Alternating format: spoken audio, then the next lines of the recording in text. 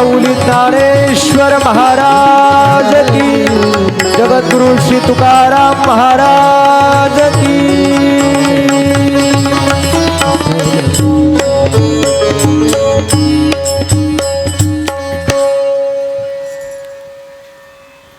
रामकृष्ण हरी विठ्ठल केशवा, रामकृष्ण हरी विठ्ठल केशवा। परम मंगलमय परात्पर अखिलेश्वर पुंडलीक वरद रुक्मिणी प्राण संजीवनी पांडुरंग परमात्म्याच्या या कथेच्या निमित्ताने उपस्थित असणाऱ्या सर्व श्रोतवर्गांना माझा या व्यासमंचावरून त्रिवार प्रणाम आहे। श्री क्षेत्र उपरी नावाच्या या गावामध्ये गेल्या अनेक वर्षापासून आपण या उत्सवात नित्य भगवंताच्या चिंतनाच्या कथा श्रवण करत आहात। अशा या पवित्र गावामध्ये ग्रामस्थांच्या एकत्रितपणाने पुरुष वर्ग, माता माऊल्या, लहान थोर अबाल वृद्ध या सर्वांच्या अतिशय प्रसन्नतेने चाललेल्या गावातील या उत्सवातील ही पांडुरंगाची कथा आणि या श्री विठ्ठल कथेच्या दुसऱ्या दिवसाच्या निमित्ताने आपण सर्वजण या ठिकाणी उपस्थित आहोत। कालच्या कथेमध्ये आपण नामदेव महाराजांनी पांडुरंगाची दिवाळी कशी संपन्न केली याचा विचार करून आलोय आणि पंढरीनाथाच्या कथेची प्रस्तावना आपण कालच्या सत्रात बघितली। परमात्मा पंढरीनाथ पंढरपुरात आला, विटेवर उभा राहिला, कटेवर त्याचे हात आहेत। त्याचं पंढरपुरात येण्याचं अचूक नेमकं प्रयोजन कोणतं?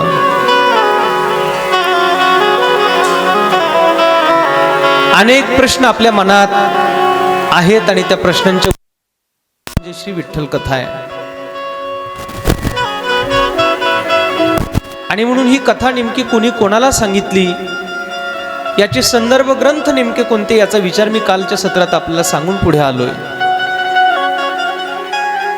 88,000 ऋषी मुनींचं सत्र भगवान शिवशंकराच्या पुढे स्कंद महाराजांच्या पवित्र उपस्थितीत त्या ठिकाणी चालू आहे आणि स्कंद भगवंताने भगवान शंकरांना सांगितलं की प्रभू, या 88,000 ऋषी मुनींनी मला एक प्रश्न विचारलाय की असा एखादा तीर्थ सांगा का जे तीर्थराज असेल, असं एखादं क्षेत्र सांगा का जे क्षेत्रराज असेल, असा एखादा देव सांगा की जो सगळ्या देवांचा देव असेल,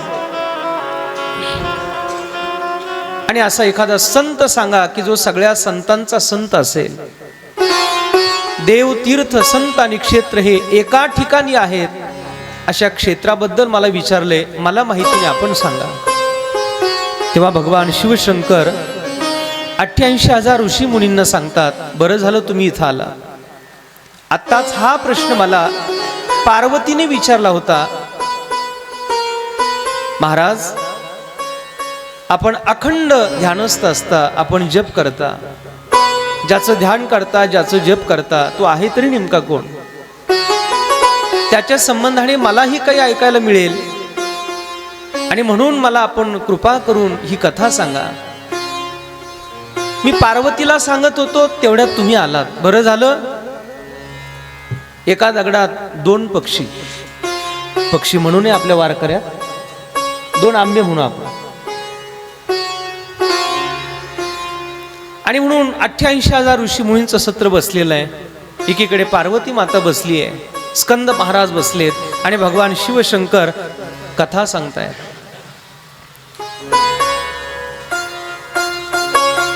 मी बैसोनिया स्मशानी, जयाचे नाम जपे ध्यानी, ते दैवत आहे जयस्थानी, चित्त देऊनी परियसा। मी अखंड स्मशानात ज्याचं ध्यान करतो, ज्याचं जप करतो, तो नेमका आहे तरी कोण? तर हे श्रोत्यांनो, तुम्ही लक्षपूर्वक माझा ऐका। युगा 28 आहे पुंडलिकाचे द्वारी विठ्ठल उभा भीमातिरी विश्वतारी दर्शने 28 युगांपासून पुंडलिकाच्या द्वारात तो परमात्मा विटेवर उभा आहे आणि भगवान शिवशंकर हे पंढरीनाथाचं पांडुरंगाचं महात्म्य सांगू लागले या ऋषी मुनींना. काय सांगू मी आपल्याला पंढरी क्षेत्राचा महिमा.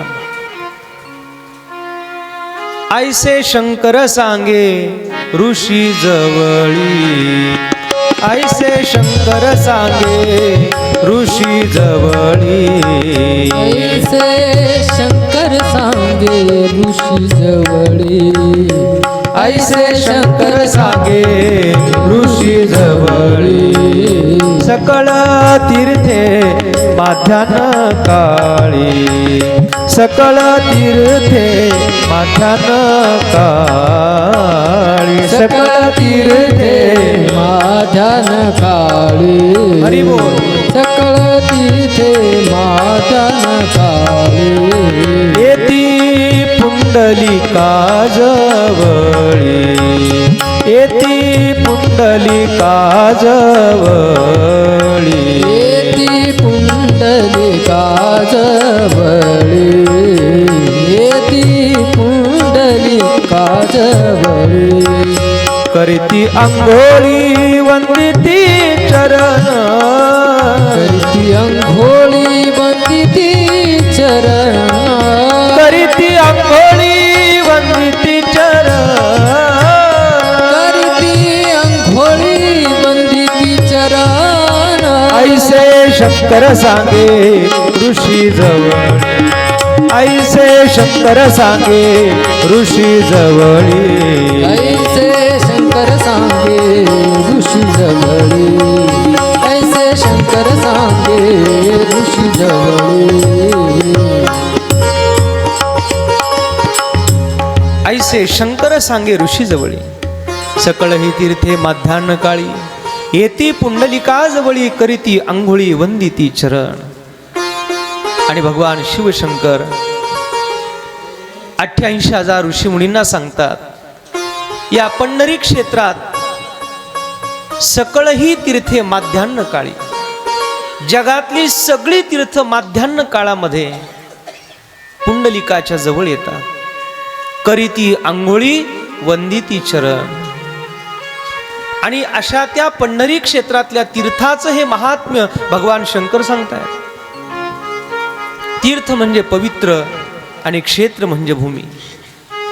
जी भूमी अतिशय पवित्र आहे तिला तीर्थक्षेत्र म्हणतात. खरं म्हणजे आपण लोक तर फार भाग्यवान आहात. पंढरी क्षेत्राच्या लगत तुम्ही राहता आणि पंढरी क्षेत्र हे जगातलं सगळ्यात पवित्र असं तीर्थक्षेत्र आहे. ज्या पांडुरंगाची कथा आपण पाहत आहोत त्या कथेचे 3 निकष आहेत. ज्याची कथा आपण पाहतो आहोत त्या कथेतला जो देव आहे तो वेदबोधित असावा. ज्याची कथा आपण पाहत आहोत तो देव हा वेदबोधित असावा. ज्या तीर्थाचं महात्म्य आपण पाहत आहोत ते तीर्थ महात्म्य हे पुराणबोधित असावं. आणि ज्या तीर्थक्षेत्राचं महिमान आपण ऐकत आहोत त्याचं वर्णन संतांनी केलेलं असावं. हे 3 निकष या कथेला पुढे घेऊन जात आहेत. ज्याची कथा ऐकायची आहे तो वेदबोधित असावा, अर्थात वेदांनी त्याचा विचार केलेला असावा. ज्या देवाचं वर्णन वेदांनी केलंय, पुराणांनी शास्त्रांनी केलंय त्याचीच कथा आपण ऐकावी. म्हणून जी कथा आपण पांडुरंगाची ऐकतोय ना, या देवाचं वर्णन वेदांनी पुराणांनी शास्त्रांनी केलंय.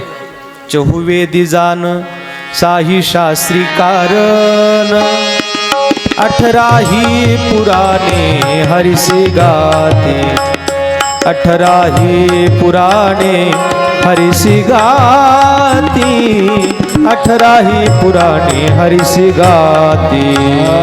चहुवेदी जान शाही शास्त्री करण, अठराही पुराण हरिसी गाती, अठराही पुराण हरिसी गाती, अठराही पुराण हरिसी गाती.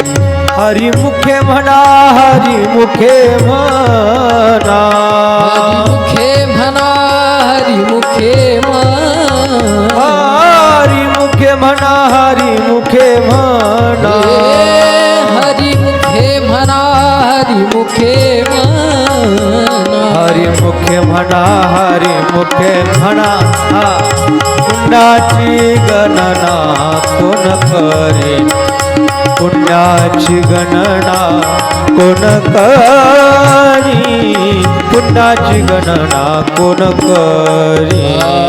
हरिमुखे म्हणा, हरिमुखे म्हणा, पुण्याची गणना कोण करी, पुण्याची गणना कोण करी, पुण्याची गणना कोण करी. 4 वेद 6 शास्त्र 18 पुराण ज्याचं गान करतात, तो हा पांडुरंग आहे, तो हा विटेवरचा मालक आहे. वेद बोधित आहे परमात्मा, वेदांनी त्याला गायलेलं आहे. नाही, ज्याचं वर्णन करत असताना एथ वेद मुके जाहले. पुसू नका बाई वेदासी काही, कळलेसी नाही. शेष शिनला झाल्या द्विसहस्र जिभा, जिभा जिभा. देव का हो विटेवरी उभा. आता हे सगळे दोन्ही बाजूला गेल्यामुळे पुढं काही दिसत नाही मला बरं कसं. आणि नेमकं कॅमेरा माझा पुढं आहे, त्यामुळे मला काय असं इकडे तिकडे पाहता येणार नाही. तुम्ही सगळे रिस्पॉन्स मला देत राहा तिकडनं. हा देव का हो विटेवरी उभा.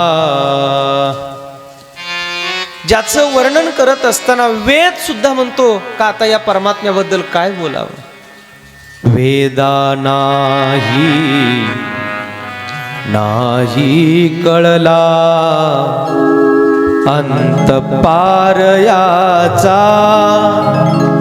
कानडा राजा पंढरीचा, कानडा राजा पंढरीचा, कानडा राजा पंढरीचा. कानडा राजा पंढरीचा, कानडा राजा पंढरीचा, कानडा राजा पंढरीचा. हा नाम्याची खीर चाखितो, चोखोबांची गुरे राखितो. हा नाम्याची खीर चाखितो, चोखोबाची गुरे राखितो. पुरंदराचा हा परमात्मा, पुरंदराचा हा परमात्मा. वाली दामाजींचा कानडा राजा पंढरीचा, कानडा राजा पंढरीचा, कानडा राजा पंढरीचा. कानडा राजा पंढरीचा, कानडा राजा पंढरीचा, कानडा राजा पंढरीचा. कानडा राजा पंढरीचा. वेद स्वतः सांगतो वेदा नाही नाही कळला अंत पार याचा, कानडा राजा पंढरीचा. परमात्मा पंढरीनाथ हा वेद बोधित देव आहे. ज्या तीर्थाचं आपण वर्णन पाहतो आहोत ते तीर्थ हे पुराण बोधित आहे. श्रीमद भागवताच्या पंचम स्कंदामध्ये भीमरथी तीर्थाचं वर्णन आलेलं आहे. आपण भागवताचा जर पंचम स्कंद बघितला तर त्याच्यात भीमरथी तीर्थाचं अतिशय गोड वर्णन आलेलं आहे. आणि ते जे भीमरथी तीर्थ आहे तीच आपली भीमा नदी आहे. या भीमरथी तीर्थाचं वर्णन भागवत पुराणाने वर्णन केलंय. इथल्या देवाचं वर्णन वेदांनी केलंय. आणि या तीर्थक्षेत्राचं वर्णन संतांनी केलंय. आणि म्हणून एवढं विपुल वाङ्मय पंढरीपर आपल्या सगळ्या संतांचं आपल्याला बघायला मिळतं. म्हणून वेदबोधित देव आहे, पुराणबोधित तीर्थ आहे आणि संतांनी वर्णन केलेला हा देव आहे.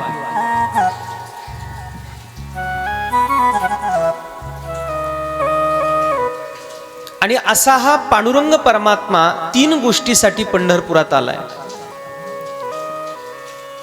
तो पंढरपुरात येत असताना त्याचं 3 पद्धतीने वर्णन आपल्याला आपल्या सगळ्या अभंग गाथेमध्ये सापडतं. द्वारकेचे केने आले याची ठाया, पुढे भक्तराया चुजवीत, कधी वैकुंठीचा देव आणिला भूतळा, धन्य तो आगळा पुंडलिक. पुंडलिकाच्या भावार्था गोकुळी हुनी झाला येता, निज प्रेम भक्ती भक्ता घ्या घ्या आता म्हणत असे. द्वारकेहून आला म्हणतात 1, वैकुंठातून आला म्हणतात 2, आणि गोकुळातून आला म्हणतात 3. विटेवर आलेला परमात्मा या 3 ठिकाणाहून आलाय असं म्हणतात. हा नेमका आला कुठून? नेमका गोकुळातून आला का नेमका द्वारकेतून आला का नेमका वैकुंठातून आला, असा प्रश्न आपल्याला सगळ्यांना पडण्यासारखा आहे. पण या 3ही प्रमाणाला संतांनी एका पुराणाने संदर्भ त्याचा जोडलेला आहे. कारण पुंडलिकाची कथा पाहत असताना पद्म पुराणाने पुंडलिकाची एक कथा दिली आहे आणि विष्णू पुराणाने एक पुंडलिकाची कथा दिली आहे. म्हणून पद्म पुराणाचा संदर्भ उचलताना पुंडलिकाच्या भावार्था गोकुळी हुनी झाला येता, विष्णू पुराणाचा संदर्भ उचलताना द्वारकेचे केने आले याची ठाया. म्हणून असा वेगवेगळा संदर्भ आपल्याला संत वाङ्मयात सापडतो. जो वैकुंठातला आहे तोच परमात्मा गोकुळात अवतराला आलेला आहे. आणि जो गोकुळात अवताराला आला तोच द्वारकेत राज्य स्थापन करून गेला. आणि ज्याने द्वारकेत राज्य स्थापना केली तोच द्वारकेतून पंढरपुरात आलेला आहे. आणि म्हणून पहिली कथा दिली आहे ती पुंडलिकाची. कथाभाग सगळ्यांना माहिती आहे पण सांगणं मला क्रमप्राप्त आहे. स्कंद पुराणाने फार गोड वर्णन केलंय. आसीत पुरा द्वापरांते पुंडरीको महामुनिः, तपस्वाध्याय निरतो भक्तिमान गरुडध्वजे. द्वापार युगाच्या शेवटी पुंडलिक नावाचा महामुनी अतिशय मोठी तपश्चर्या साधना करून परमात्म्याच्या चिंतनात तो मग्न आहे. भगवान विष्णूच्या विषयी त्याच्या अंतःकरणात अतिशय भक्ती आहे. तो आहे कसा तर स्कंद पुराण सांगतं. सत्यवादी जित क्रोधो जितेंद्रिय गुण सदा. तो सत्यवादी आहे. सत्य हे तप आहे महाराज. आता काळ बदलला, सत्य गेले भोळ्यावरी. आता सत्य काय राहिलेलं दिसत नाही. ऐसे कलियुगाचे मुळे झाले धर्माचे वाटोळे.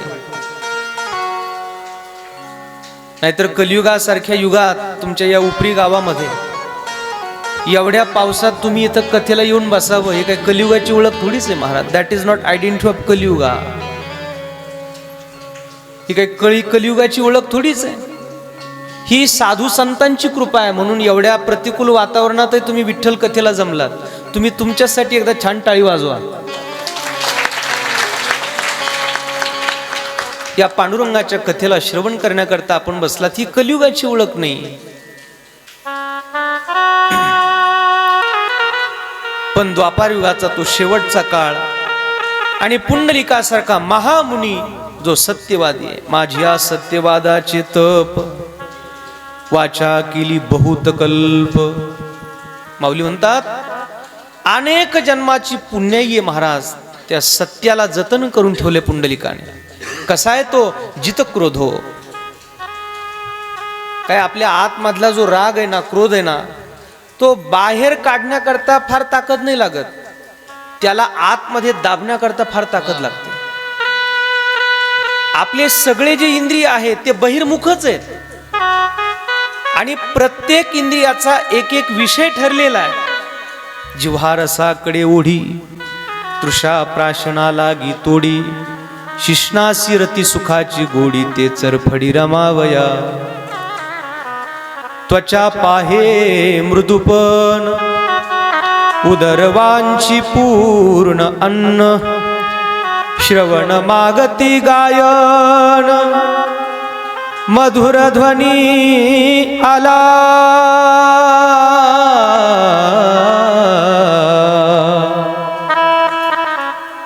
बघा ना, आपण एका एका इंद्रियाचा विषय. त्वचा पाहे मृदूपण नाथ महाराजांच्या भागवतातल्या ओव्यात आहे. या त्वचेला मृदूपण पाहिजे. उदरवांची पूर्ण अन्न. 4 वाजले की मी राजा भाऊंना म्हटलं जरा नाश्ता घेऊन या. उदरवांची पूर्ण अन्न. श्रवण मागती गायन. कानाचा विषय गाणं ऐक. मधुर ध्वनी आला. प्रत्येक इंद्रियांना त्याचे त्याचे विषय आवडतात. पण पुंडलिक नावाचा महामुनी हा आपल्या इंद्रियांना बहिर्मुख वृत्ती ठेवत नव्हता. तो जित क्रोधा, जितेंद्रिय, त्याचं वर्णन केलं. देव त्याच्यासाठी आला म्हणजे तो काय कसा असेल महाराज, काय त्याची साधना असेल हो. एवढा सद्गुण संपन्न असणारा हा पुंडलिकराय आहे. थोडस त्याची पूर्वपीठिका, पूर्वचरित्र मी आपल्या पुढ्यात सांगतो. या पंढरपूर क्षेत्रामध्ये जानूदेव नावाचा एक ब्राह्मण राहत होता. सत्या नावाची त्याची धर्मपत्नी आहे. अतिशय सत्शील आणि आचारशील असणारा हा परिवार. सुंदर असा त्यांचा नित्यनेम आहे. पवित्र शुद्धतेने भगवंताचं चिंतन साधना करून जीवन व्यवहार चालवणारा असा हा परिवार. आणि त्यांच्या पोटी पुंडलिकाचा जन्म झाला. पुंडलिकाचं बालपण अतिशय आनंदात चाललेलं आहे. हळूहळू पुंडलिकराया मोठा होतोय आणि पाहता पाहता पुंडलिकाच्या जगण्याचा प्रवाह बदलला. पुंडलिक आपल्या माता पित्याशी नीट वागत नाहीये. तो आपल्या माय बापांशी चांगलं बोलत नाहीये, चांगलं वागत नाहीये. चांगल्या माता पित्यांच्या पोटी चांगली मुलं जन्माला यावीत, पण काही गोष्टीला अपवाद असतो. म्हणून तर हिरण्यकश्यपूच्या पोटी कधी प्रल्हाद आलाय आणि कधी प्रल्हादाच्या पोटी विरोचन आला, तर कधी विरोचनाच्या पोटी राजा बळी आला. काही गोष्टी अपवाद असतात. एवढ्या चांगल्या माय बापांच्या पोटी पुंडलिक रायाचा जन्म झाला की जो पुंडलिक राया आपल्या माता पित्यांची निर्भत्सना करतो आहे. त्याला जगातली गावातली लोक आवडतात, सगळ्यांशी मैत्री करतो, पण घरात मात्र तो आपल्या माता पित्याशी नीट धड बोलत नाहीये. माऊली म्हणतात, जो जगाशी व्यवहार करताना फार चांगला करतो, पण घरात आपल्या माय बापांशी नीट बोलत नसेल, त्याच्यासारखा मूर्ख या जगात कोणी सापडेल काय?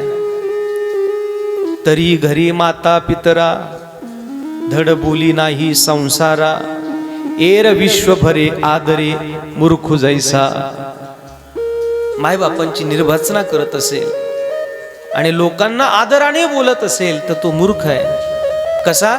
माऊली म्हणतात, द्राक्षाच्या झाडाला त्याच्या बुडाला दूध घालतात आणि तुळशीच्या झाडाला साधा पाण्याचा शिंतोडा पण टाकत नाही.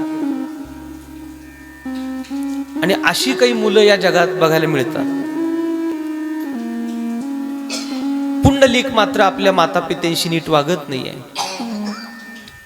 पाहता पाहता तो अतिशय दुसंगतीने दुराचारी झाला, दुर्व्यसनाने पुंडलिक बिघडला.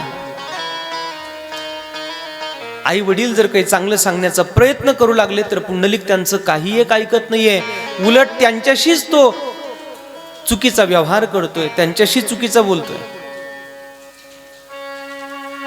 काय झालं, एका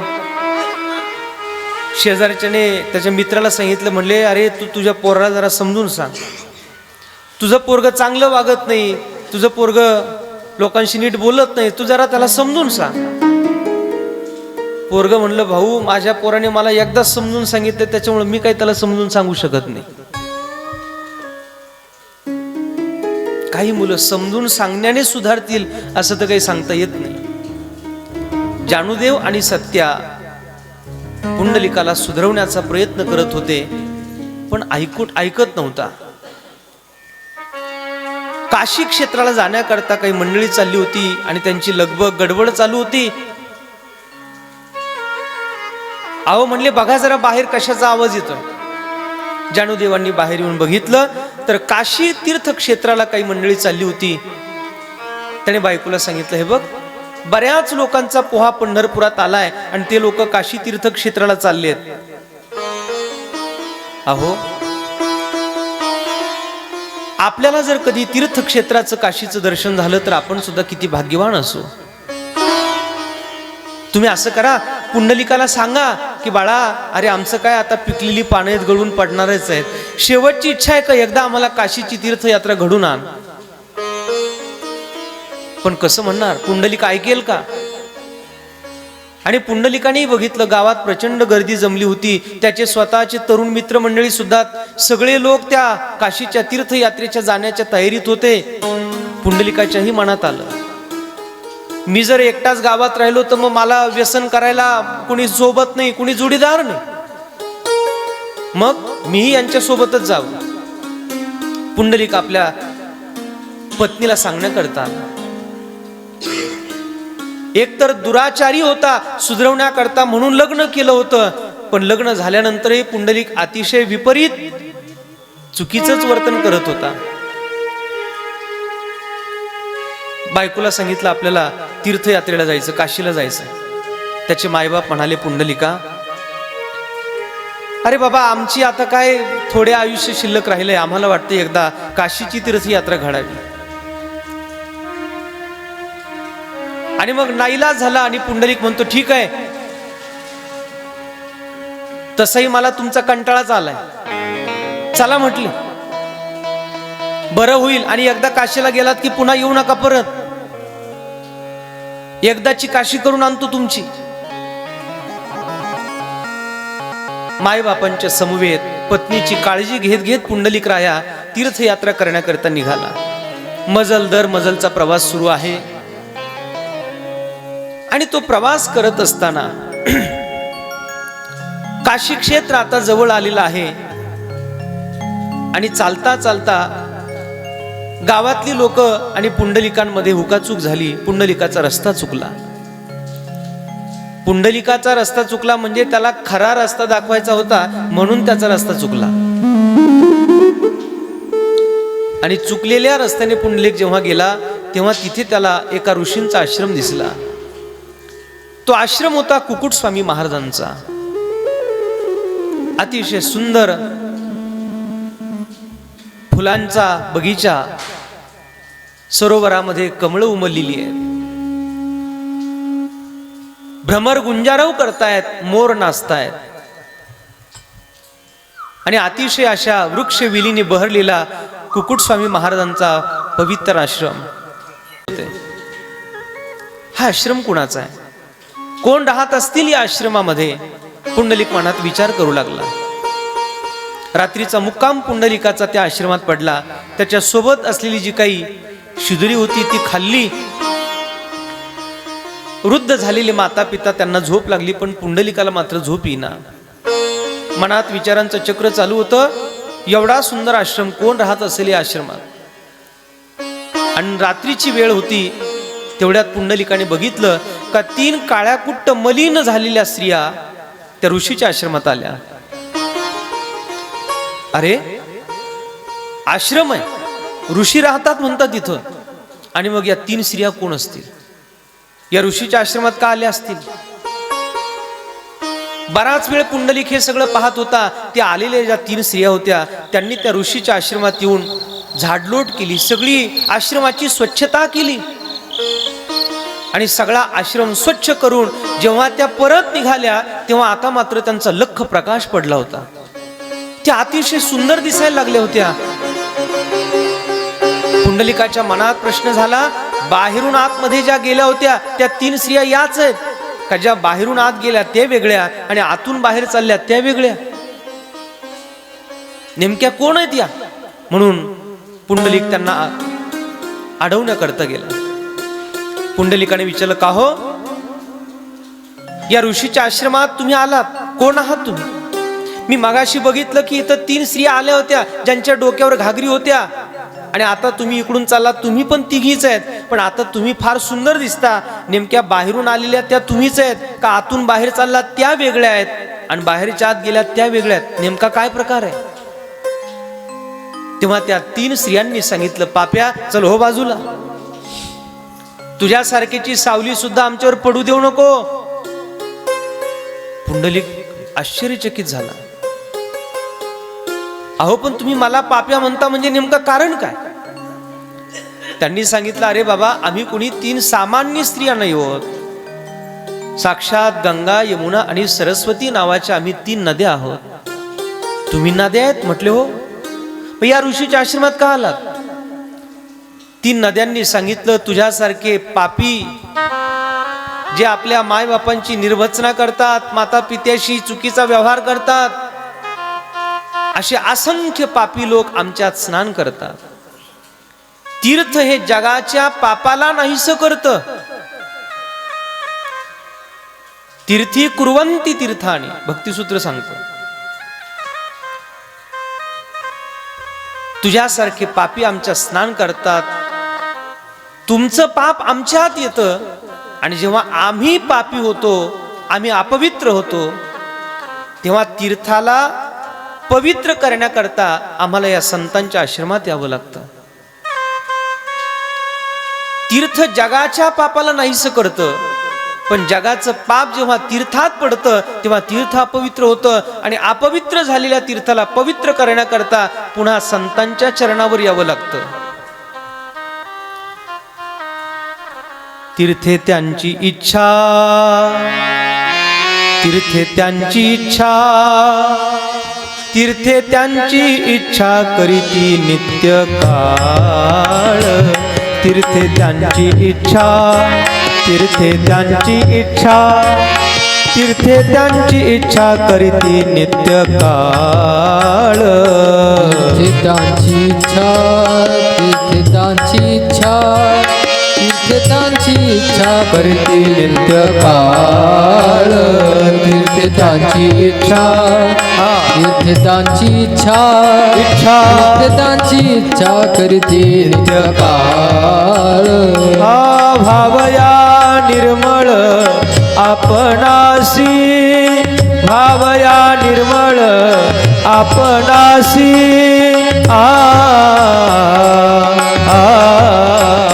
तीर्थे त्यांची इच्छा, तीर्थे त्यांची इच्छा, तीर्थे त्यांची इच्छा करते नित्य काळ. तीर्थे त्यांची इच्छा, तीर्थे त्यांची इच्छा, तीर्थे त्यांची इच्छा करीते नित्य काळ. भावया निर्मळ आपणासी, वा वा. भावया निर्मळ आपणासी. तीर्थांची इच्छा, तीर्थांची इच्छा, तीर्थांची इच्छा करते नित्य काळ. तीर्थांची इच्छा, तीर्थांची इच्छा, तीर्थांची इच्छा करते नित्य काळ. भावया निर्मळ आपणासी.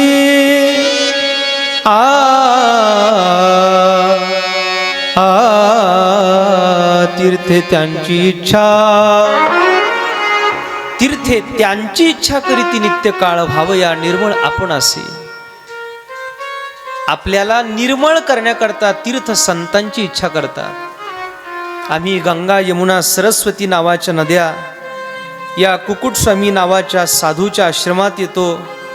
इथे झाडलोट करतो, या साधूची काही सेवा करतो आणि ह्या साधूची सेवा केल्याचा परिणाम आम्ही पुन्हा पवित्र होतो. बघ, आम्ही येताना किती मलिन होतो, पण आता इकडून जाताना किती स्वच्छ झालोय, किती सुंदर झालोय, किती पवित्र झालोय. पण तुझ्यासारख्या पाप्याला काय कळणार आहे? चल हो बाजूला. पायाखालची जमीन सरकली, त्याच्या काळजाचा ठेका चुकला आणि पुंडलिक मनात विचार करू लागला. या साधूची सेवा करून गंगा यमुना सरस्वती नावाच्या नद्या पवित्र होतात आणि या तीनही नद्यांनी मला पापी समजलंय. नेमकं या साधूने काय तपश्चर्या केली? या साधूने नेमकं कोणतं पुण्य कमवलंय? या साधूने नेमकी कोणती साधना केली? जरा त्या साधूला जाऊन विचारतो. ताड ताड पुंडलिक कुटियामध्ये आला आणि कुकुट स्वामींच्या आश्रमात येऊन त्याने महाराजांना नमस्कार केला आणि विचारलं, महाराज, माझं नाव पुंडलिक आहे, आपलं नाव कुकुट स्वामी आहे. हा बाबा, या देहाला असंच म्हणतात. महाराज, आत्ता इथं 3 स्त्रिया आल्या होत्या, त्या गंगा यमुना सरस्वती नावाच्या नद्या होत्या. असतील बाबा, त्या तुमची सेवा करतात, त्यांच्यातल्या तीर्थातलं अपवित्रपणा घालवण्याकरता त्या तुमची सेवा करून पुन्हा पवित्र होऊन जातात. असेल बाबा, पण मग तीर्थ जर तुमच्या चरणावर येऊन पवित्र होतात, तर महाराज माझा प्रश्न आहे, तुम्ही कोणतं पुण्य केलंय? तुम्ही कोणती साधना केली आहे का जगातले तीर्थ तुमच्याकडे येऊन पवित्र होतात? कुकुट स्वामी हसले. नाही बाबा, मी काही साधना नाही केली. असं कसं महाराज? काहीतरी साधना केली असेल ना. नद्या तुमच्याकडे पवित्र होतात म्हणजे काहीतरी पुण्य तुम्ही कमवलं असेल ना. नाही बाबा, काही पुण्य कमवलं नाही. काशी क्षेत्र इथून हाकेच्या अंतरावर आहे, तुम्ही गेलात कधी? नाही बाबा, अजून मी कधी काशी पाहिली नाही. अरे, एवढ्या जवळ काशी आहे, महात्मा सांगतो मी काशीला कधी गेलो नाही, मी काही साधना केली नाही, मी काही पुण्य केलं नाही, आणि मग नद्या पवित्र होतात कसं काय? महाराज, माझा प्रश्न अनुत्तरित आहे, आपण कृपा करून माझा प्रश्न निरसन करावा. गंगा यमुना सरस्वती नावाच्या नद्या जर आपल्याकडे येऊन पवित्र होत असतील तर आपण कोणती साधना करता? कृपा करून मला सांगा. तेव्हा कुकुट स्वामींनी सांगितलं, पुंडलिका बाबा, खरंच मी काही साधना करत नाही, मी फक्त एकच करतो. या आश्रमात, या झोपडीत माझे वृद्ध माता पिता राहतात. त्यांचं वय झालेलं, त्यांना चालणं होत नाही, आणि या वृद्ध माता पित्याची मी अखंड सेवा करतो. दिवसभर मी त्यांची अखंड सेवा करतो. त्यांना पाहिजे ते खाण्यापिण्याकरता देतो, त्यांना पाहिजे तो कपडा लत्ता देतो. वेळ मिळाला की मी त्यांना पुराणातल्या कथा सांगतो. याच्यापेक्षा मी दुसरी कोणतीही साधना केली नाही. माझ्यासाठी माझ्या माता पित्यांना सोडून माझ्याकडे दुसरी कोणतीही साधना नाही. मातरम पितरम चैव साक्षात प्रत्यक्ष देवता. या भावनेने मी माझ्या मायबापांची सेवा करतो आहे बाबा, मी दुसरी कोणतीही सेवा करत नाही. आणि हे सगळं ऐकल्यानंतर आता मात्र पुंडलिकाला ते शब्द जिव्हारी लागले. या साधूने कोणती साधना केली नाही, तर फक्त आपल्या मायबापांची सेवा केली. यांनी कधी काशीसारखं क्षेत्र सुद्धा बघितलं नाही. आणि मी काय केलंय, पंढरपुरातून निघालोय, माझ्या मायबापांशी सतत अपशब्द बोलत आलोय, बायकोला जीव लावतोय, आई वडिलांची निर्भत्सना करतोय, त्यांची आयुष्यात कधी मी काळजी घेतली नाही. जे बोललोय ते चुकीचंच बोललोय आजपर्यंत. ते मरावेत अशी मी अपेक्षा केली. तुम्ही मरा एकदाच, त्याच्याशिवाय मला माझा संसार सुखाचा करता येणार नाही, असं कितीतरी वेळा मी माझ्या आई वडिलांना बोललोय. पश्चाताप दग्ध झाला. या जगात कितीही माणूस पापी असू द्या, कितीही माणूस चुकलेला असू द्या, त्याला जर बदलायचं असेल, त्याला जर परिवर्तन करायचं असेल, तर त्याच्या हृदयात झालेला पश्चाताप हा त्याचा बदल आहे. आणि देवाचा नियम आहे महाराज, आपल्या वाईट कृत्याची ज्याला घृणा येते त्याच्यात बदल व्हायला फार वेळ लागत नाही. अपिचेत सुदुराचारो भजते माम अनन्य भाग, साधुरेव समंतव्य सम्यक व्यवसितो हि सह, तो आधी जरी दुराचारी तरी सर्वोत्तमोची अवधारी, जैसा बुडाला महापुरी न मरतू निघाला. तो कितीही पापी असू द्या, कितीही दुराचारी असू द्या, पण जर त्याच्या अंतकरणात स्वतःच्या वाईट कर्माविषयी, स्वतःच्या पापाविषयी, स्वतःच्या व्यसनाविषयी जर पश्चाताप झाला असेल, तर त्याच्या सुधारण्याचा मार्ग आहे. जगात कोणतंच औषध नाही महाराज जे आपल्याला बदलू शकतं. आपल्या ठिकाणी झालेला पश्चाताप आपल्याला बदलवतो. म्हणून पश्चाताप दग्ध झालेला अंतकरण आहे पुंडलिकाच. अनुतापे दोष जाय न लगता निमिष. अनुताप जर झाला, एथ अनुताप तीर्थी न्हाला, त्याला बदलायला वेळ लागत नाही. आणि म्हणून आता पुंडलिक पश्चाताप दग्ध झाला.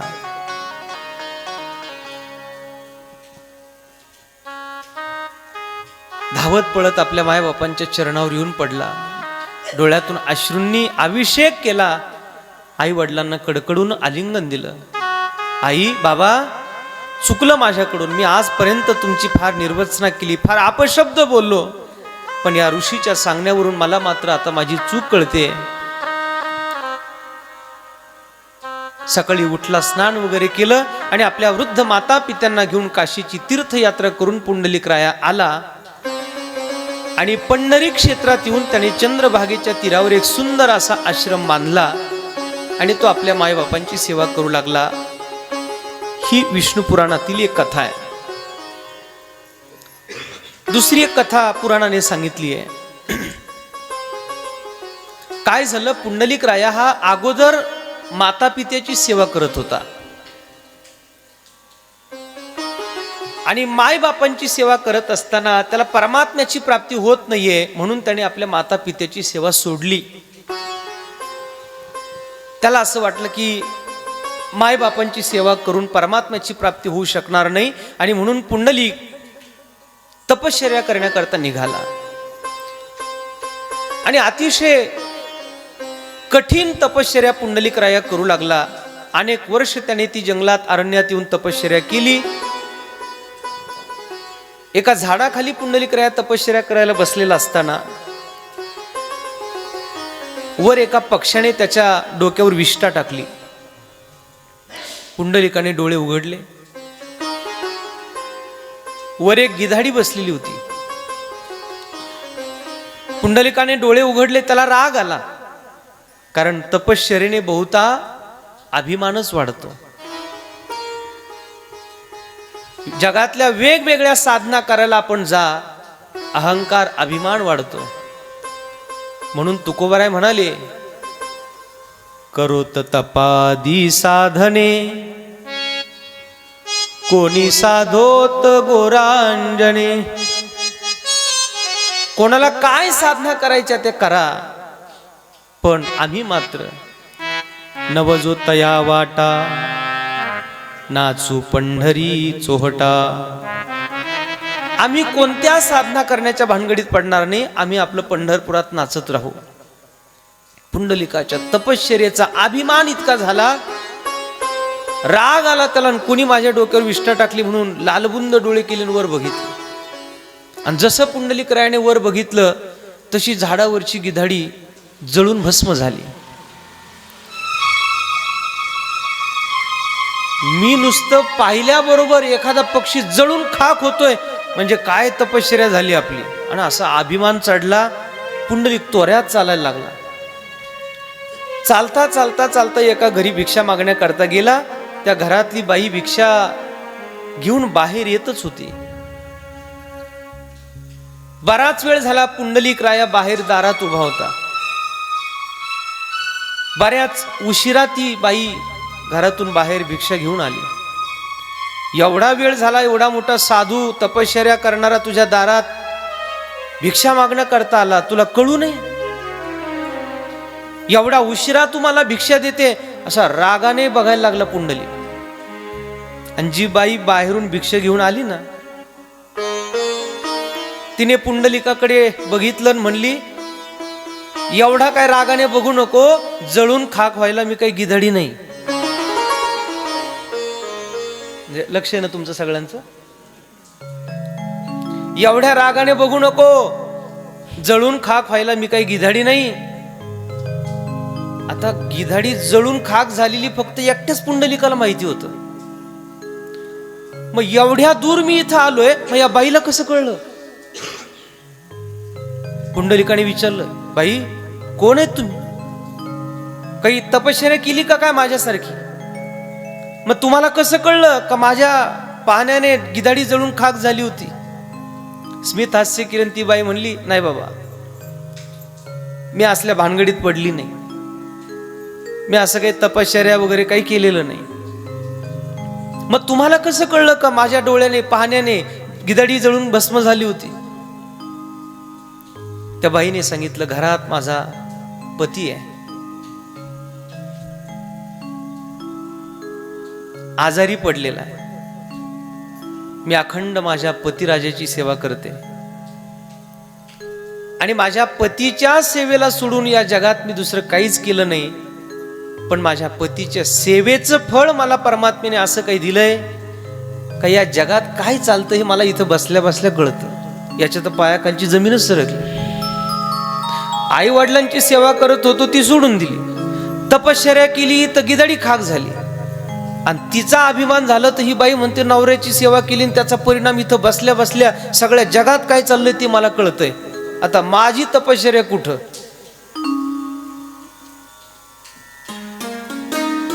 त्या बाईने सांगितलं, पुंडलिका, अरे तू जे करत होता ते सोडून दिलं आणि तपश्चर्या करून भगवत प्राप्ती करण्याकरता गेला.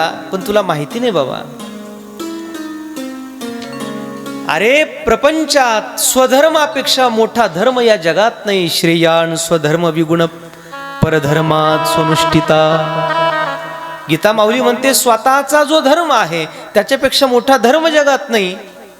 आणि आपला स्वधर्माचं आचरण सोडून माणसाने जगात काहीच करू नये. ते वेळी प्रजा विनविला ब्रह्मा. जेव्हा प्रजेने ब्रह्मदेवाला विचारलं, आम्ही स्वधर्माचं आचरण करावं, नेमकं काय करावं? ब्रह्मदेवाने प्रजेला उत्तर दिली आहेत. माऊलीने फार गोड वर्णन केलं. शरीरा ते न पिडावे, व्रत नियमून करावे, दुरी कही न जावे तीर्थासिगा.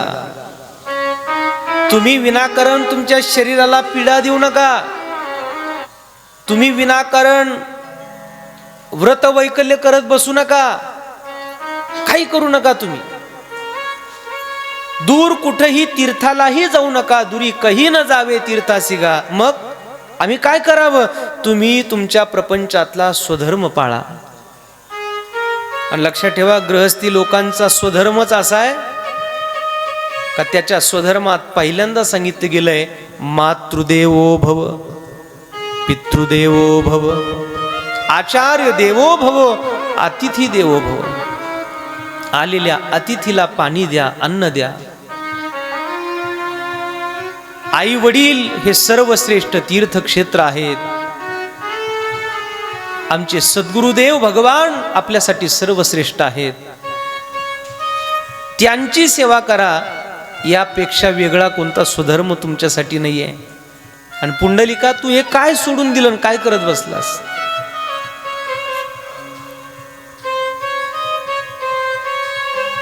स्वामी काज गुरु भक्ती, स्वामी काज गुरु भक्ती, स्वामी काज गुरु भक्ती, गुरु भक्ती, स्वामी काज गुरु भक्ती. पितृवचन सेवापती, पितृवचन सेवापती, हेची विष्णूची महापूजा, महापूजा, हेची विष्णूची महापूजा, महापूजा, हेची विष्णूची महापूजा. पितृवचन सेवापती, पितृवचन सेवापती, हेची विष्णूची महापूजा, महापूजा. हरी बोल. हेची विष्णूची महापूजा, महापूजा, हेची विष्णूची महापूजा. पितृवचन सेवापती,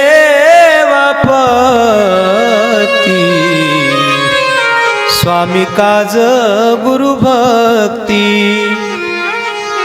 तुकाराम महाराजांनी सुद्धा आपल्याला हा स्वधर्म सांगितलाय ना महाराज. बघा, आपण परमार्थ करता करता काय चुका करतो, काय बरोबर करतोय. स्वधर्म सोडून इतर काही करू नका, हा आपल्या संत वाङ्मयाचा सिद्धांत आहे. देवद्विज गुरु प्राज्ञम पूजनम शौचमार्जवम ब्रह्मचर्यम अहिंसाच शारीरम तपोच्यते. या श्लोकाखाली फार गोड ओव्यात माऊलींच्या माऊली म्हणतात, स्वधर्माचं आचरण करा. सकळ तीर्थाची धुरे, जे का माता पितरे, तया सेवेसी कीर शरीरे लोन कीजे. तया प्रिया देवतालया, यात्रादिके करावया. अष्टप्रहार जैसे पाया उळी गधापे, आणि संसारा ऐसा दारणू. जो भेटलाची हरिशिनू, तो ज्ञानदानी सकरणू. भजिजे गुरु, गुरु सेवा करा, अतिथी सेवा करा, माय बापांची सेवा करा. हेची विष्णूची महापूजा. नोकराने मालकाची अखंड प्रामाणिक सेवा करावी, त्याला वेगळी सेवा करायची गरज नाहीये. ती विष्णूची पूजा आहे. गुरुभक्ती, शिष्याने गुरुची अखंड सेवा करावी, ती त्याच्यासाठी विष्णूची पूजा आहे. पत्नीने पतीची सेवा करावी, त्याच्यापेक्षा वेगळी विष्णूची पूजा नाही. आणि मुलांनी माय बापांची सेवा करावी, ही विष्णूची पूजा आहे. एका मालकाने नोकराला सांगितलं, जा रे म्हणले, जरा मला काकडी खाऊ वाटली. मालक गेला, पंढरपुरातून काकडी आणली. मालक बसले होते सोफ्यावर, टेबलवर त्याने काकडी ठेवली, समोर चाकू ठेवला. म्हणले, मालक, काकडी कापण्याकरता चाकू लागेल. हा चाकू. पावसाळ्याचे दिवस आहेत, तशी काकडी खाऊ नका. सध्या कोणता ऋतू चालू आहे याला कळायला काही मार्ग नाही नेमका. आमचे निळकंठ महाराज मगाशीच म्हणले, हिवाळा काय रजेवर गेला का काय माहिती नाही. खरं म्हणजे दिवाळी झाल्यावर थंडी सुरू असते, पण आता या आपल्या दिवाळी झाल्यावर पण पाऊस सुरू आहे अजून. त्याने सांगितलं, मालक, काकडी कापायला चाकू, तिखट मीठ लावून काकडी खा, म्हणून मी हे तिखट मीठ पण घेऊन आलोय. मला माहिती आहे पाऊस पडल्यामुळे तुम्ही जर काकडी खाल्ली तर तुम्हाला सर्दी होणार आहे. आणि सर्दी झाल्यानंतर तुम्हाला गोळ्याची गरज पडणार आहे म्हणून येतानाच मी मेडिकलहून गोळ्या पण आणल्या. काकडी खाल्ल्यावर सर्दी होईल, सर्दीच्या गोळ्या मी घेऊन आलोय. वातावरण अतिशय दूषित आहे आणि या बदललेल्या क्लायमेटचा परिणाम कदाचित सर्दी तुमची लवकर बरी होणार नाही. आणि बरी न झालेली सर्दी कदाचित तुम्हाला काप, कफ, वात, पित्त याने जास्तच जर त्रस्त करील. तर डॉक्टरांची व्यवस्था म्हणून मी येताना पंढरपूरहून डॉक्टर पण आणले. तेवढ्याने तुम्ही बरे होणार नाहीत मला याची कल्पना आहे, म्हणून मी येताना हॉस्पिटलची अपॉइंटमेंट पण घेऊन आलेलो आहे. तिथं जाऊन तुम्हाला मी ॲडमिट करणार आहे. ॲडमिट केल्यानंतरही तुमची प्रकृती बरी होणार नाही मला याची कल्पना असल्यामुळे आपण बरे न झाल्यावर आपण त्याच्यात जर गेलातच तर पांढरं कापड आणि मडकं पण मी पंढरपुरातून येतानाच घेऊन आलो. आणि अंत्यविधी करण्याकरता 100-200 लोकांना पण सांगून आलोय. लोक दारातच उभी आहेत. याला काय सांगितलं होतं उपरीकर? काकडी घेऊन काय आलाय बघा. हे सगळं तू जरी घेऊन आला पण ही मालकाची सेवा नाहीये. स्वामी काज, मालकाची सेवा प्रामाणिकपणाने करावी, ती त्याची देवपूजा आहे. माझा मालक स्वतः माझा देव आहे या भावनेने ती करावी. स्वामी काज, गुरुभक्ती, शिष्याने गुरुची सेवा करावी, त्याची ती विष्णू पूजा आहे. 2 शिष्यामध्ये चर्चा झाली होती. अरे म्हणले काय आपले गुरुदेव आहे, जगात असा गुरु कोणाला मिळणार नाही. गुरु गुरुच असतो महाराज. गुरु परमात्मा परेशु ऐसा जाचा दृढ विश्वासो. गुरु काय सामान्य असतो? गुरु गुरु असतो. गुरु काय लघु नसतो. एका जनार्दनी गुरु परब्रह्म तयाचे पैना सदामुखी. तयाचे पैना सदामुखी. धिन दिन धाग धग तुन्ना कत्तीन धाग धग तू दिन धाग धग तुन्ना कत्तीन धाग. तुझ नमो, तुझ नमो, तुझ नमो. ओंकार स्वरूपा सद्गुरु समर्था. ओंकार स्वरूपा सद्गुरु समर्था. अनाथाच्या नाथा तुझ नमो, तुझ नमो, तुझ नमो, तुझ नमो, तुझ नमो. रवी शशी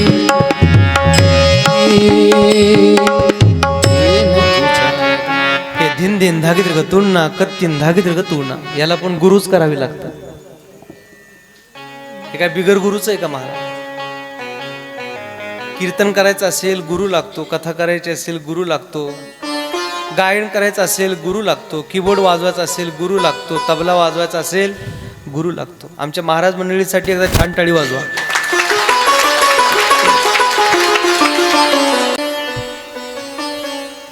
पुण्यातल्या एका पोराने सांगितलं म्हणे महाराज काय गुरुची गरज आहे हो, सध्या गुगलच गुरु आहे.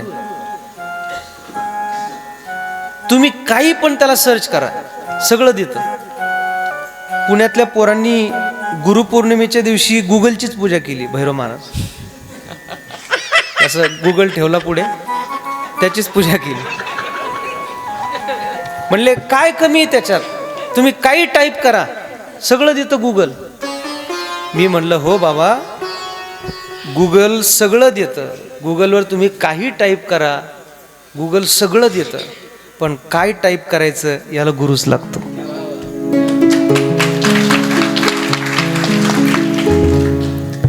म्हणून सांगितलंय जनार्दन गुरु परब्रह्म तयाचे पैना सदामुखी. तयाचे पैना सदामुखी तुझ नमो तुझ नमो तुझ नमो तुझ नमो तुझ नमो तुझ नमो तुझ नमो तुझ नमो. गुरु हा संत कुळीचा राजा. त्या दोन शिष्यांमध्ये चर्चा चालली होती. म्हणले अरे किती गुरु महान असतात, आपण दोघं फार भरभरून गुरुदेवांची सेवा करू.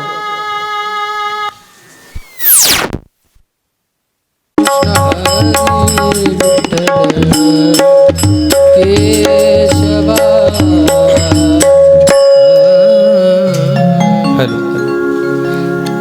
पंढरीनाथ भगवान की जय. माऊली ज्ञानेश्वर महाराज की, जगद्गुरु तुकाराम महाराज की जय.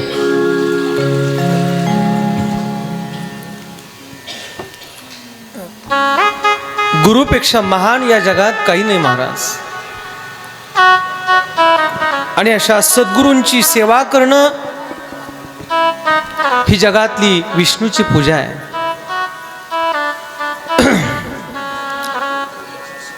आणि त्या गुरुची सेवा करण्याकरता म्हणून दोन शिष्य बसले होते.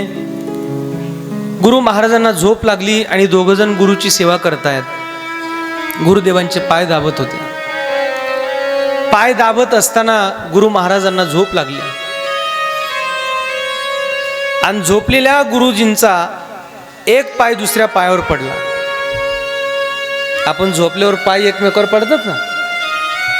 गुरु महाराज झोपले होते. दोघांचे सेवा चालू होती. एक शिष्य या बाजूला, एक शिष्य या बाजूला, दोघंही एका एका पायाला सेवा करत होते, पाय दाबत होते.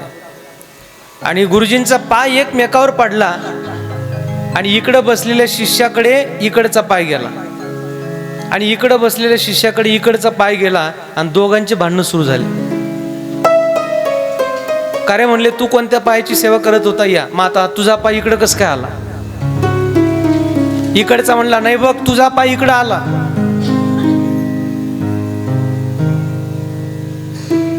तुला सांगितलं होतं आपण दोघंही गुरुदेवांची सेवा करू, पण आता तुझा पाय इकडं आला आणि माझा पाय तिकडे गेला. जी भांडणं सुरू झाले महाराज, दोघांनी हातोडे घेतले आणि दोघांनी गुरुच्या पायावर. ही सेवा आहे काय? मालकाने नोकराला जी सेवा सांगावी, नोकराने ती प्रामाणिकपणाने करावी. शिष्याने गुरुची सेवा करावी. एका स्त्रीने आपल्या पतीची सेवा करावी. यापेक्षा वेगळं तिला काही करायची गरज नाहीये. आणि ती पतिव्रता माऊली सांगते, पुंडलिका मी माझ्या पतिदेवांची सेवा करते. मी महान पतिव्रता आहे, बाकी मी दुसरं काहीच करत नाही. पत्नी आणि पतिव्रता काही फरक आहे. पत्नी शब्दात जर आपण बघितलं, नवऱ्याची पत चांगली ठेवणं ती पत्नी आहे. आणि जर तिने ती पत नाही चांगली ठेवली तर त्याला पतनाला नेई ती पत्नी. किती जबाबदारी महाराज आमच्या एका स्त्रीवर, एका माऊलीवर.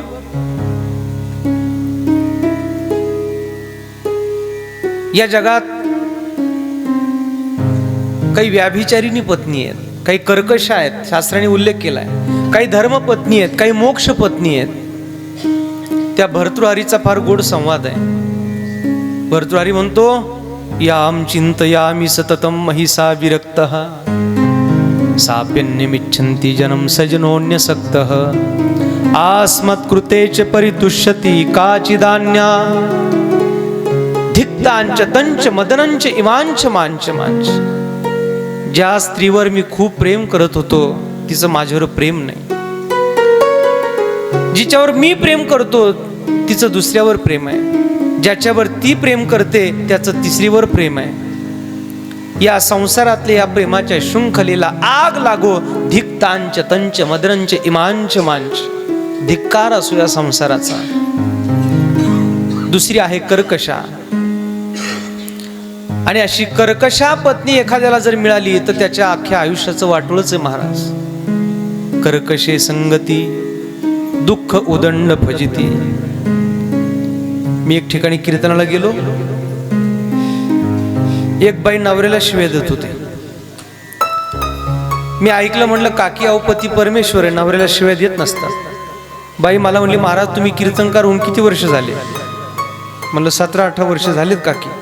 खरं सांगा म्हणली महाराज, तुकाराम महाराजांची बायको तुकाराम महाराजांना शिव्या देत होती का नव्हती? आपली लोक कुठं डोकं लावतील काय सांगता येणार नाही भाऊ. म्हणलं माय देत होती, पण ती तुकाराम महाराजांची पत्नी होती. वेळ पडली तर ती पांडुरंगाला पण शिव्या द्यायची. महाराज बाकीचं सांगू नका म्हणली. देत होती का नव्हती सांगा? म्हणलं देत होती. म्हणले अहो मग मी यांना याच्याकरता शिव्या देते का शिव्या देऊन देऊन देऊन हे तुकाराम महाराज झाले पाहिजेत आणि मग मी जिजाऊ होणार आहे. कठीण आहे महाराज. त्या ब्रह्मदेवाला मुलगी होती कर्कश नावाची. हा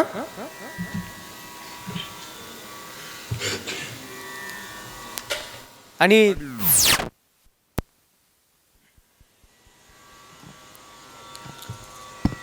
एका ऋषीला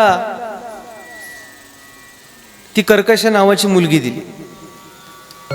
आता ती कर्कश होती अशी की तिचं कोणतंही वागणं सरळ नव्हतं. नवऱ्याने जर काही सांगितलं ती त्याच्या उलट वागणार, विरुद्ध वागणार. बरेच दिवस झाले आणि त्या ऋषींची तब्येत खराब झाली. दिवसेंदिवस खराब झालेली तब्येत बघितली आणि त्यांच्या मित्राने विचारलं, म्हणे काय झालं, तब्येत बरी नाही का? म्हणले नाही.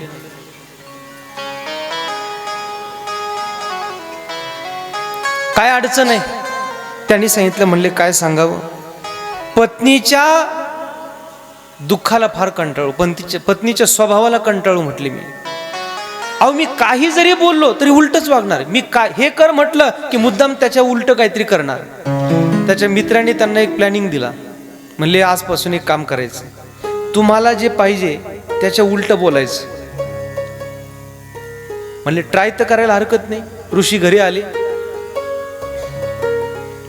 त्यांच्या वडिलांचं श्राद्ध आलं होतं. त्यांनी बायकोला सांगितलं, हे बघ वडिलांचं श्राद्ध आलंय पण आपल्याला ते करायचं नाही. बायको म्हणली का करायचं नाही? करायचं. आणि यांना तेच पाहिजे होतं. म्हणले बरं ठीक आहे, तू म्हणतेस करायचं, पण मग आपण अगदी 1-2च माणसाला बोलू. नाही म्हणली 100 माणसाला बोलवायचं. असेल कोणाचा प्रॉब्लेम तर त्यांनी हे उदाहरण चांगलं ऐकून ठेवा. बरं ठीक आहे म्हणले. पूजा झाल्यानंतर नैवेद्य घेऊन नदीला जे जायचंय ते तू नको जाऊ. नाही म्हणले मीच जाणार. बरं ठीक आहे, पण नदीला पाणी जास्त असतं, जास्त पुढे जाऊ नको. का पुढे जाऊ नको? जाणार. बरं जरी गेली तरी फार पाण्यात जाऊ नको. म्हणली जाणार. बरं जरी पाण्यात गेली तरी नैवेद्य घेऊन त्याच्यात बुडी मारू नको. म्हणली मारणार. आणि जशी पाण्यात बुडी मारली तशी. आता बायको वाहत गेल्यानंतर ऋषीला फारच आनंद झाला. म्हणले बिना औषधाची खरूच गेली. बरं मग आता इकडं पाणी वाहतंय ना, मग बायकोला शोधायला इकडंच जावं ना. जिकडं पाणी वाहतंय तिकडं ऋषी इकडं चालले. त्यांना विचारलं, म्हणले का हो महाराज काय झालं? म्हणले बायको वाहून गेली. म्हणले मग बायको वाहून गेली तर इकडे गेली ना, पाणी इकडे वाहत, इकडे जाणार. नाही म्हणले ती उलट्या स्वभावाची होती, ती इकडं नाही वाहणार, इकडे वाहणार आहे. कर्कशा. काही धर्मपत्नी आहेत. धर्मपत्नी त्या वाचस्पती मिश्रा नावांच्या ऋषींची पत्नी.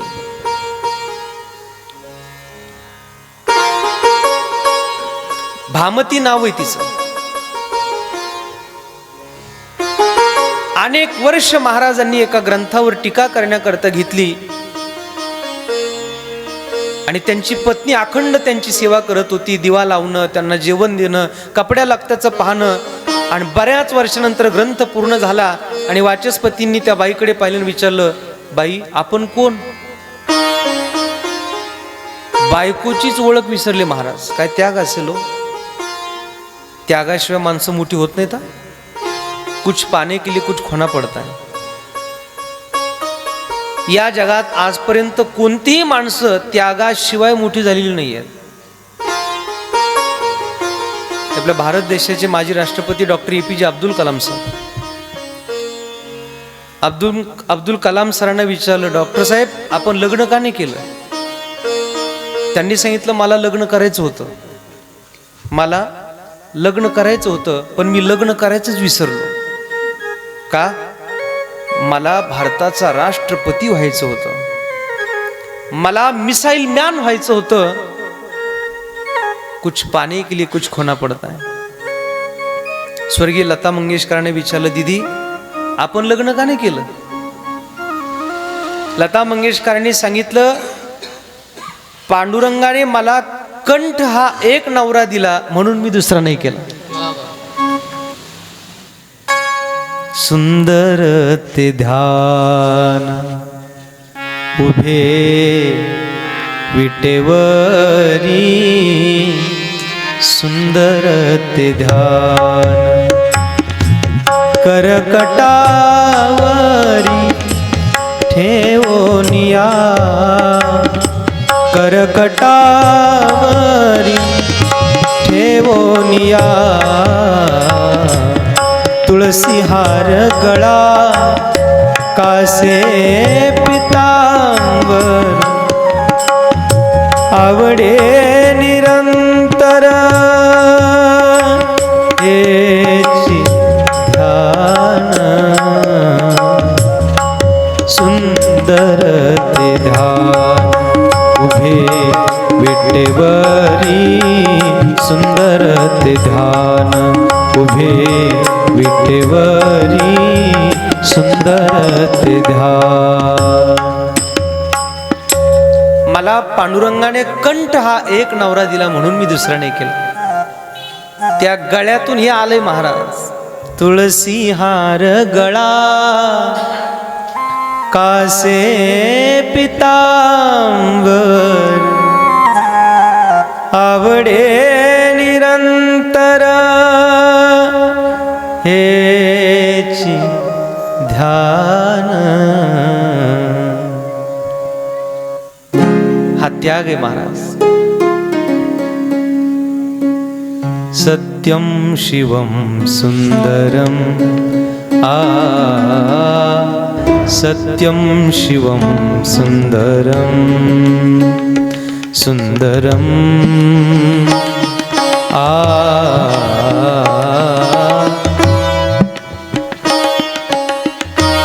हे त्यागाशिवाय येत नाही हो. आणि म्हणून एवढ्या अभ्यासात मग्न असलेले वाचस्पती बायकोलाच विचारतात, कोण आहे बाई तू? तिने सांगितलं, महाराज मी आपली पत्नी आहे, मी आपल्या सेवेत होती, एवढी वर्ष झाली आपण या ग्रंथावर टीका करत होतात. आणि सगळं आठवलं आणि मग वाचस्पतीने सांगितलं, या ग्रंथाची टीका करत असताना एवढी वर्ष अखंड तू माझी सेवा केली, जो ग्रंथ मी केला त्या ग्रंथाला तुझं नाव देतो, भामती ग्रंथ. आजही वारकरी संप्रदायात त्या ग्रंथाचा अभ्यास आणि चिंतन लोक करतात. बायकोचं नाव येते, पण मग ती अशी बायको नाही महाराज, धर्मपत्नी आहे. काही मोक्ष पत्नी सांगितल्यात. तुलसीदासांची पत्नी रत्नमाला मोक्षपत्नी आहे. तुलसीदासांना परमात्म्याच्या चिंतनाकडे लावणारी ही रत्नमालाच आहे ना.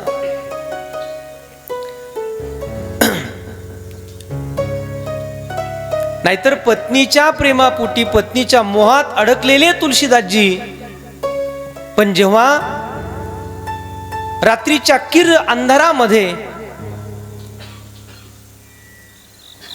नावेवर बसून येतात, त्यांना ती नाव दिसते, पण ते प्रेत होतं. प्रेतावर बसून तुलसीदासजी महाराज आले. दोर समजून एका अजगराला पकडून पत्नीच्या महालात शिरले आणि बायकोला जागं केलं.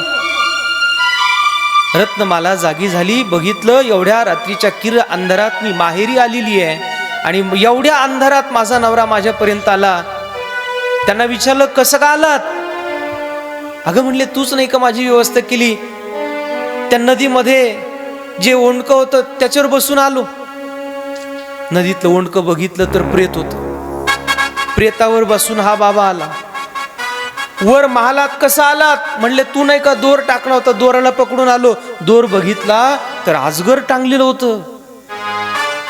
दोन्ही खांद्याला पकडलं बायकोने, गदगद गदगद हलवलं आणि नवऱ्याला शुद्धीवर आणलं. अहो, या हाडामासाच्या शरीरावर एवढं प्रेम करता, या हाडामासाच्या देहावर एवढं प्रेम करता का या देहा करता विजांचा कडकडाट, ढगांचा गडगडाट, रात्रीच्या अंधारात प्रेतावर बसून आलात, तर अजगर टांगलेलं होतं त्याला धरून आलात.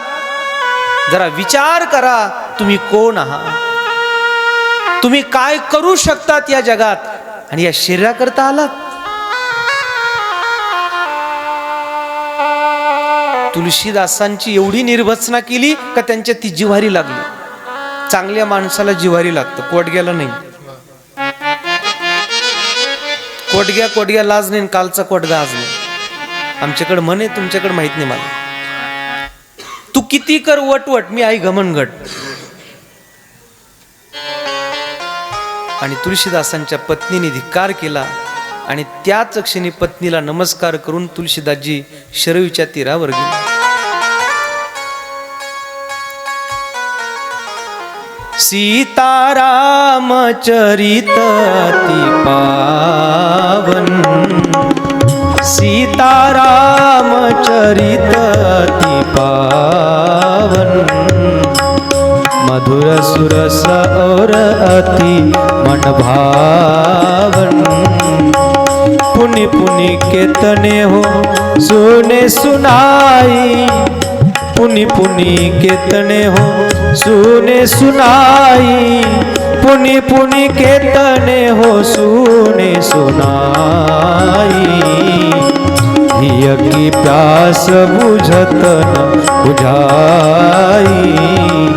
राम सिया राम जय जय राम, राम सिया राम जय जय राम, राम सिया राम जय जय राम, राम सिया राम जय जय राम. पुनि पुनि केतने हो सुने सुनाई, हिय की प्यास बुझत न बुझाई. एवढी सुंदर रामकथा तुलसीदासांनी तयार केली. हे तुम्हाला जर रामायण ऐकायचं असेल कधी तर आपण रामायणात जाऊ नंतर. आता विठ्ठल कथा चालू आहे. मोक्ष पत्नी आहे आणि या जगात काही पतिव्रता स्त्रियांची यादी सांगितली आहे. हा विस्तार मी एवढ्यासाठी सांगतोय का पुंडलिकाला त्याच्या स्वधर्माचं आचरण करण्याकरता एक पतिव्रता स्त्री कसं अंतर्मुख करते. तुका म्हणे पतिव्रता तिची देवावरी सत्ता, पतीची आमता अनुसरोनी पतिव्रता. पतीचं मत सोडून जगात जिला दुसरा कोणता मार्ग नाही ती पतिव्रता. काय अधिकार आहे महाराज या जगात पतिव्रतेचा. सतीचं वाण काय सामान्य आहे. आज हे जे जग चालतंय ना हे संत आणि सतीवर चाललेलं आहे. सामान्य पतिव्रता. पती शिवाय जिचा प्राण सुद्धा व्याकुळ होतो तिचं नाव पतिव्रता आहे. पती हेच जिचं व्रत आहे ती पतिव्रता. एका अतिशोक्ती अलंकाराचं एक उदाहरण आहे. एका पतिव्रता स्त्रीला तिचा नवरा सांगतो, बाई हे बघ मला जरा बाहेर गावी आता नोकरीच्या निमित्ताने जायचंय. ती बिचारी अतिशय सुस्वभावी असणारी त्याची ती पतिव्रता माऊली. आणि तो नवरा तिला सांगतो, हे बघ मला नोकरीच्या निमित्ताने जरा बाहेर गावी जावं लागतंय. माझा नवरा बाहेर गावी जावं लागतं एवढाच म्हणल्याबरोबर ती बाई एवढी बारीक झाली का तिच्या हातातल्या बांगड्याच गळून पडल्या. पतिव्रता आहे. नवऱ्याशिवाय जिचं प्राण शिल्लक राहू शकत नाही, बांगड्या गळून पडल्या. त्या नवऱ्याने अशा बांगड्या उचलल्या आणि तिच्या हातात घातल्या आणि सांगितलंय, बघ मी तुला असं म्हणत होतो का नोकरीच्या निमित्ताने मला आता बाहेर गावी जावं लागणार आहे, मग तू सोबत येते का इथं राहते? सोबत येते एवढंच पुन्हा तिने ऐकलं आणि एवढी फुगली का तिच्या हातातल्या बांगड्या ताटकन तुटल्या. घटना काय सोडून द्या, भावना लक्षात घ्या. काय प्रेम असेल महाराज एका पतिव्रता माऊलीचा आपल्या पतीवर, काय अधिकार असेल तिचा.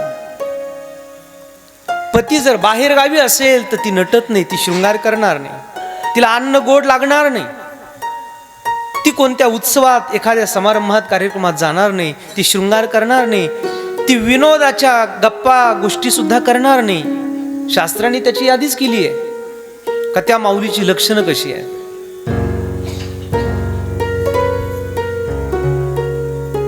एक पतिव्रता माऊली धान्य कांडत होती. असं तिच्या हातात मुसळ होतं आणि धान्य कांडत बसली होती. धान्य कांडत असताना अचानक बाहेरून तिचा नवरा आला. त्याने आवाज दिला, अगं मी आलोय, पाणी दे मला. असं धान्य कांडत होती, तिच्या हातात जे मुसळ होतं तिने ते असं वर फेकलं. गेली, पाणी घेतलं, पाणी नवऱ्याला दिलं, त्याला चहा वगैरे सगळी विचारपूस केली. नवऱ्याची सगळी सेवा करून ती बाई परत आली आणि वरचं मुसळ जे होतं ते घेतलं आणि पुन्हा धान्य काढायला लागली. नेमकी शेजारीन तिथं होती. तिने ते बघितलं. तिला माहितीच नाही हिच्याकडे नेमकी कोणती ताकद आहे. ती घरी गेली आणि तिच्या नवऱ्याला सांगितलं, ओ इकडे या. काय, तुम्ही बाहेर जायचं, मी आता धान्य घेणार आहे, मी मुसळाने ते काढणार आहे, तुम्ही यायचं आणि मला पाणी मागायचं. अगं पण का, सांगितलं ना जा म्हणून. पतिव्रता सांगितलं ना जा म्हणून. अगं जातो, पण काय प्रकार काय, बाकीचं विचारायचं नाही, चला व्हा पुढे. ते बिचार गेलं. हिने धान्य कांडायला घेतलं, मुसळाने धान्य कांडत होती. तेवढ्यात हा बाहेरून आला, अगं मी आलोय, पाणी दे. असं मुसळ वर फेकलं.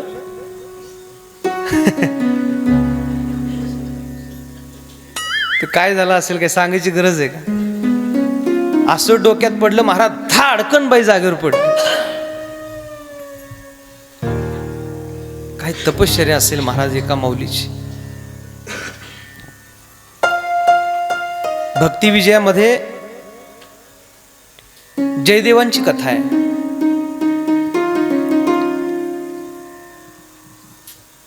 त्या जयदेवांनी, त्यांची पत्नी अतिशय महान पतिव्रता आहे,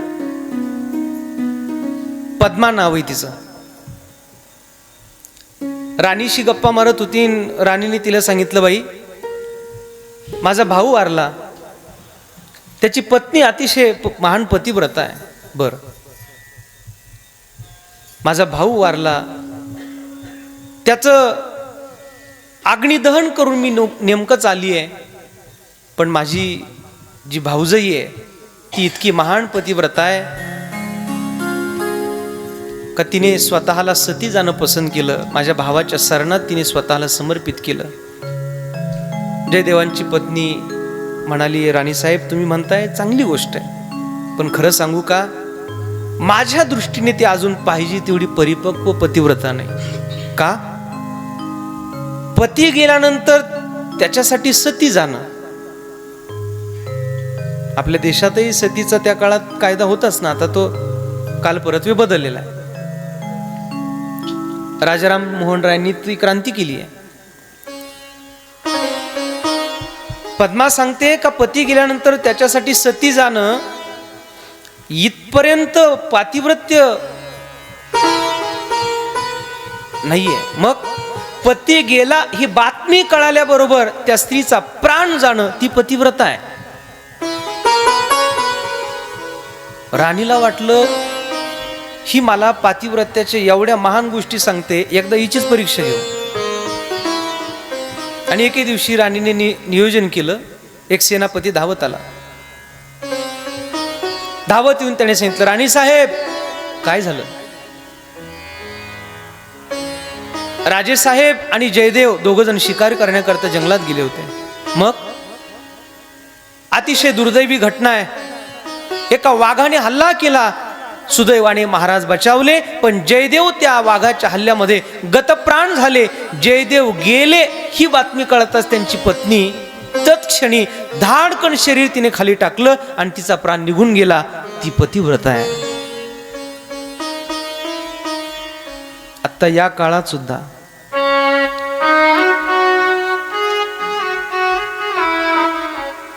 पंढरपूर क्षेत्रामध्ये देगलूरकर महाराजांची फार मोठी परंपरा आहे.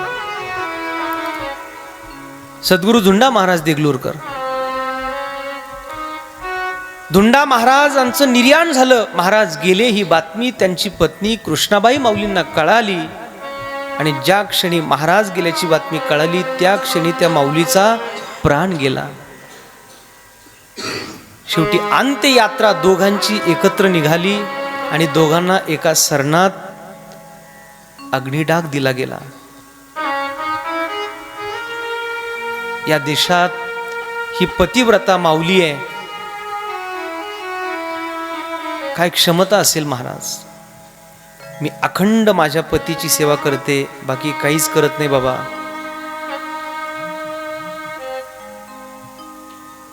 आणि तू तुझा स्वधर्म सोडून तपश्चर्या करण्याकरता गेला पुंडलिका. कशासाठी?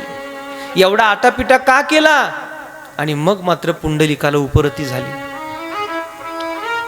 तुझ्या माता पितेची सेवा ही तुझी विष्णू पूजा आहे. आणि तुला जर अजूनही पटत नसेल तर जा, पुढे एक गाव लागेल, त्या गावात मांस विकणारा एक कसाई आहे, त्याला जाऊन भेट. आणि पुंडलिक पुढे आला. त्या कसायाचं दुकान होतं, मांस विकत होता. आणि तिथं आल्यानंतर त्या कसायाच्या समोर येऊन पुंडलिकाने त्याच्याकडे बघितलं आणि पुंडलिकाला पाहिल्याबरोबर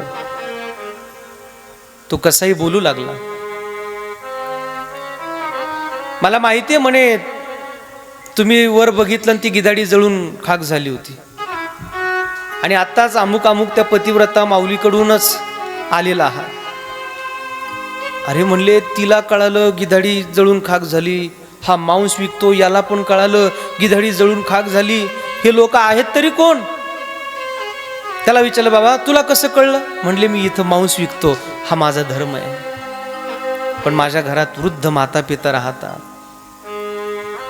मी माझं गिऱ्हाईक आलं की त्याचं मांस विकायचं काम करतो, माझं दुकानातलं काम झालं का मी माझ्या घरात जातो, माझ्या वृद्ध माता पित्याची सेवा करतो. आणि तेवढ्याच सेवेचा परिणाम मला इथं बसल्या बसल्या त्रैलोक्यातलं सगळं कळतं. पायाखालची जमीन सरकली. पुंडलिकाने कसायाला नमस्कार केला आणि चंद्रभागेच्या तीरावर पुंडलिकरायांनी एक सुंदर आश्रम बांधला.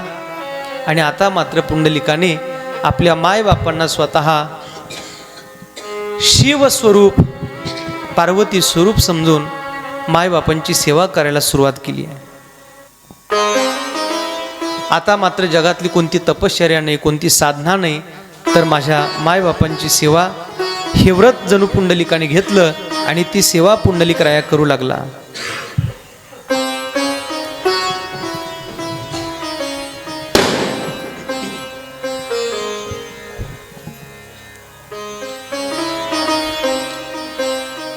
वृद्ध झालेल्या माता पित्यांची पुंडलिकराय अखंड सेवा करू लागला. त्यांना जे खायला पाहिजे ते पक्वान्न देऊ लागला, कपडा लागता देऊ लागला, त्यांचे हातपाय दाबू लागला, माईबापांना अतिशय प्रेमाने सांभाळू लागला, जीव लावू लागला. आणि या सगळ्या सेवेने अनेक वर्ष त्याची चाललेली सेवा आणि त्याच्या सेवेचा परिणाम असा झाला की साक्षात ब्रह्मदेवाचं आगमन चंद्रभागेच्या तीरावर पुंडलिकाच्या आश्रमात झालं. आणि ब्रह्मदेवाने पुंडलिकाला सांगितलं, पितृशुश्रूषया तुष्टो भगवान भक्तवत्सलः आगमिष्यत्य दीर्घेन कालेन भवदाश्रमम्. पुंडलिका, तुझ्या मायबापांच्या सेवेने संतुष्ट झालेलो आहे मी, आणि साक्षात भक्त वत्सल परमात्मा भगवान कृष्ण सुद्धा तुझ्या आश्रमात अवघ्या 2 दिवसात येणार आहे. तुझ्या सेवेवर मात्र आम्ही प्रसन्न आहोत. काय अपेक्षा काय पुंडलिका? ब्रह्मदेवाला नमस्कार केला, अतिशय आनंद झाला. पुंडलिकाला सांगितलं, महाराज मी आपल्याला काही बोलणार नाही, मागं नेते तुझं मागो, जीवभाव तुझं सांगो. जेव्हा कृष्ण परमात्मा येईल तेव्हा त्याच्याशीच मी काही मागून घेईल. आता मी आपल्याला काहीही मागणार नाही. आणि म्हणून पुंडलिक आपल्या मायबापांची सेवा करतो आहे.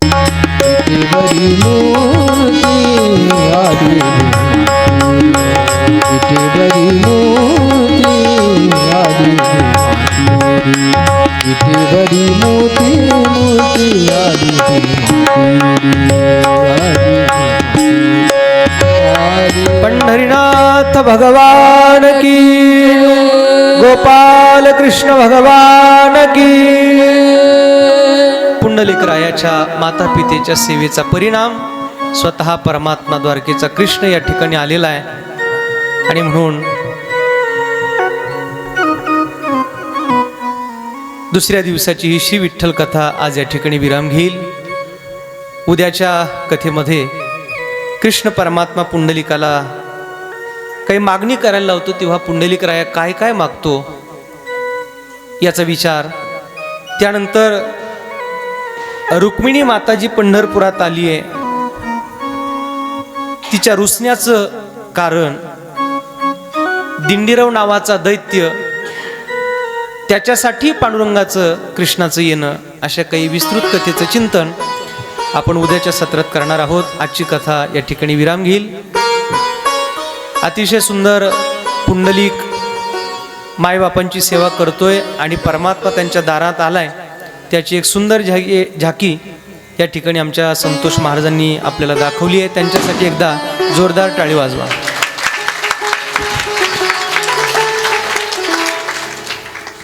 आणि पंढरीनाथाचं जे येणं आहे ते माता पित्याच्या सेवेचं फळ आहे. याचा गोड असा भाव आणि विचार मी आपल्या पुढ्यात मांडलाय. सगळ्यांनी एकदा उठून उभा राहायचंय. गोड भजन होईल, त्यानंतर आरती होईल.